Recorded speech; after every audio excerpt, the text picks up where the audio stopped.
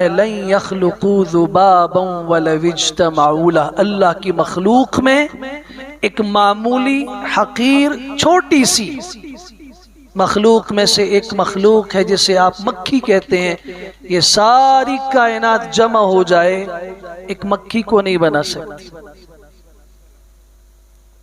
और मक्खी बनाना और पैदा करना तो दूर की बात है।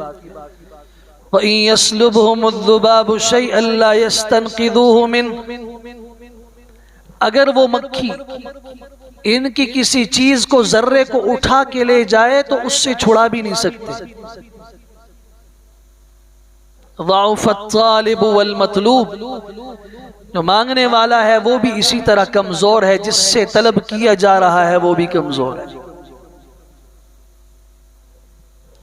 इन्नल्लज़ीना तदऊन मिन दूनिल्लाहि इबादुन अम्सालुकुम,